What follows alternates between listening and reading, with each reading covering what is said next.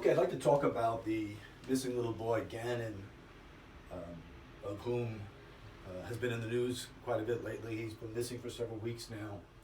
And the stepmother made some statements that, in the very least, raised eyebrows in the interest of the public.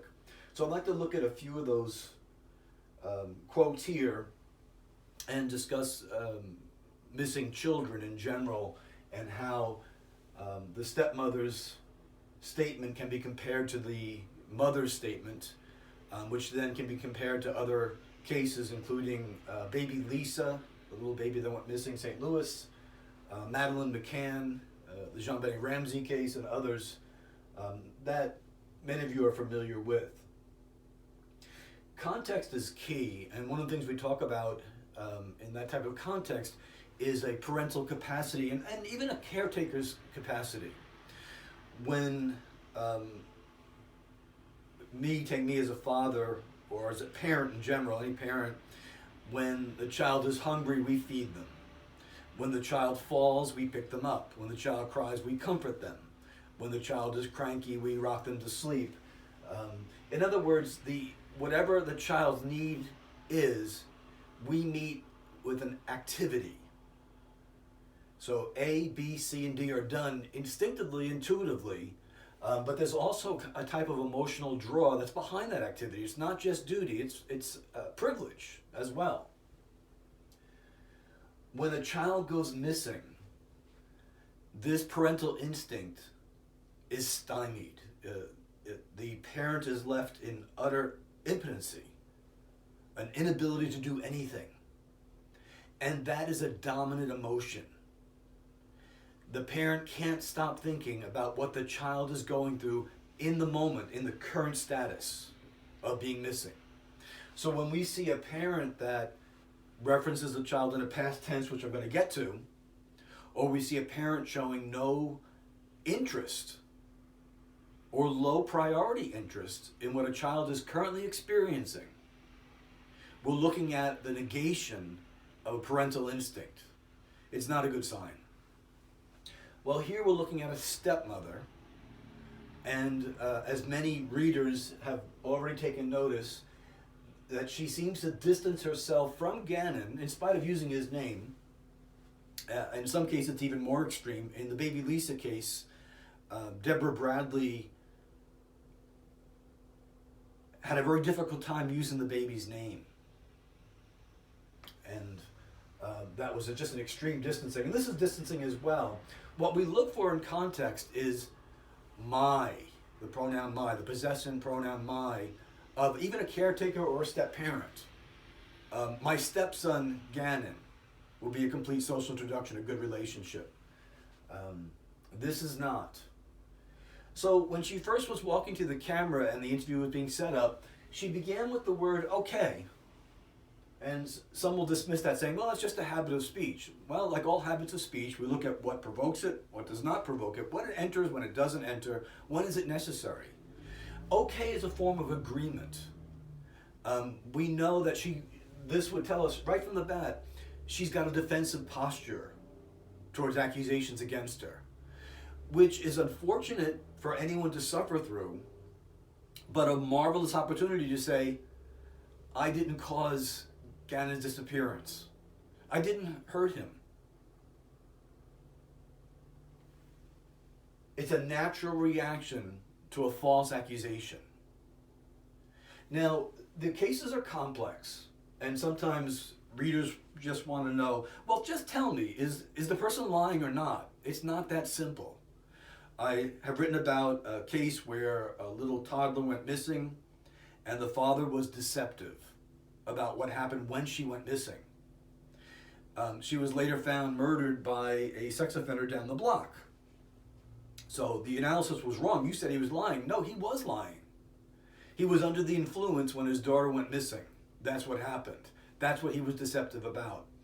There are tangent deceptions and there are attendant deceptions. There are attendant crimes. So while someone commits a murder, they're also stealing, for example. The theft would be considered an attendant crime or a crime of opportunity while something else was taking place. So we're always looking in analysis to excuse someone's language, to find a way to hold on to our presupposition. What's a presupposition? A presupposition is a conclusion that we go into before we start the statement. And it's always the same. The subject is telling us the truth. We believe her. She'll have to talk me out of it for me to think that she's lying. And that's because most people will not lie in an open statement. They'll not tell a lie.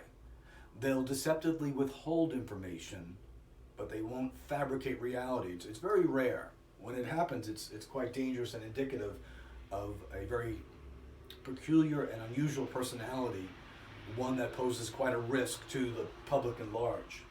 So she begins with okay. She would like to make friends. She would like to ingratiate herself. This is called the ingratiation. She'd like to ingratiate herself to the camera, which represents the public. I want to be seen as a good person. And when a child is missing for a caretaker, for a parent, or a step-parent, the priority and the dominant thought is, I've got to get him back. You don't know what he's suffering. You don't know how afraid he is. As a matter of fact, when Gannon's mother spoke, she gave people a motive why to call police. That's unnecessary, but she did. She was projecting her own emotions upon the public. Think about what he's going through. Think about how much fear he has. Call the police. She literally projected her own fears, which are legitimate and appropriate there. The unnecessary language reveals additional information about her innocence. The mom is telling the truth. Back to the stepmom. She begins her statement complaining and indicting the mother about why she had to take care of Gannon. So it starts with the pronoun I after the ingratiation, after the agreement. I took care of Gannon for the past 2 years because his mother didn't want to.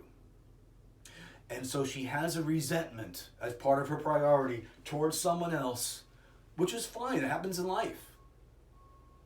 But while a child is missing, and something that she wants to tell everyone, I took care of Gannon for the past 2 years. His mother didn't want him. This is not a concern for Gannon. Who is Gannon? Well, we're going to wait and see if she says, my stepson, my Gannon. And I would never, ever hurt this child. So the first thing you'll notice is that in an open statement, she wasn't asked, did you hurt him? She offers what she did not do in an unreliable manner, and she introduces the word hurt. So I'm not saying at this point that she hurt him. I'm wondering why she's introduced it. And then she said never, which expands time. So it's not reliable. It could be true, but it's not reliable. But she needs more to emphasize the expansive time. That's not good. So I'm concerned now. I wasn't thinking that she hurt him, in the statement itself. Obviously, the outside story, the news is going to influence us, and that sort of thing. But she's introducing hurt, and I'm concerned. And then she calls him a child, which we take note of. And I know there are some questions out there. So she's aware that people think so. So here's a great opportunity to say, I didn't cause Gannon's disappearance. Well, why should we believe you? It's the truth. And there'll be a certain dismissiveness of not caring whether people believe her or not. Why? Because of what Gannon is going through right now. You saw in the McCanns this interview after interview from the very beginning where they were defensive about themselves. I understand they did something foolish in terms of neglect. But far worse than that is a dead child. So I understand I know there are some questions out there. And she said, but, and I had to skip a little bit here for the sake of room, but I was really concerned, okay, now we got Gannon coming. I was really concerned, although it's past tense, about my daughter. Your daughter isn't missing. Gannon is missing. And then she went into a long tangent where she was not only a victim of the mother, she had to. take care of Gannon for the past 2 years, a little emphasis on time, which she goes back to later on. It's the mother's fault. She said the police victimized her, and they victimized her daughter. It's the second time she was a victim. I never want someone to think I hurt Gannon. You would take this and put it in a box in the study of deception detection, and you'd say, is she quoting someone else? Are these someone else's words? You said I hurt Gannon. That's not an embedded admission. Someone is unknown. I would never want someone, and another thing we do here is look at this in the negative. She's offering something in the negative of what she doesn't want, to think, I hurt Gannon. She was able to form the words, I hurt Gannon. And I believe her. Remember I talked about the presupposition, we're going to believe the subject to guide us? I believe her. I believe she hurt Gannon. Now, whether she hurt him and in causing his disappearance, I don't know from this statement. Of course, there's a suspicion, especially with news stories. But from the statement itself, I know that she hurt him. But I don't know if it was emotional, physical, or both. I don't know if it was related to the disappearance. I don't know if she was cruel to him in a way that caused him to run away. Or if she hurt him in finality and caused his death, caused his disappearance. We'll wait to see that. And then there are the past tense references. Generally speaking, a parent of a missing child, including a step-parent, will not reference the child, the victim, in the past tense because of the natural resistance that parents have. Now, there are factors that can weigh against that. Sometimes you'll see a commentary on the news, well, the parent said something in the past tense, so therefore they're guilty, and it turns out they're not guilty. That's not necessarily so. Or I saw this once on a news program where someone, they had an expert come on and said, the parent referenced the child in the present tense, proving the parent had nothing to do with them. The parent was guilty. The past tense is a slip. Casey Anthony was able to correct herself even about Kaylee being missing. So what we do with this is I want to find an excuse for it. And if the excuse can hold water, if the excuse can weigh up against this, I'll let it be. She is referencing him in the past tense. She referenced him in the past tense a couple times. So the first thing we ask is, was that a past tense event she's talking about? He played baseball last Thursday is not a past tense reference to indicate death. It's an event. Then we ask, and it wasn't in this case. Next question, have the police revealed something to the step-parent, the stepmother in this case, to prepare her that the child is dead? And from media reports, I think not. As a matter of fact, she's been put out of the house, and the biological mother is in the house, and the biological mother and the father are working together trying to find Gannon. So she has been put out. So another question arises, could she be referring to him in the past tense because she'll never parent him again, and she recognizes that? It's quite a stretch, but I throw it out there for consideration. And then we look at the age of the child. We look at the weather. We look at how much time has elapsed since he went missing.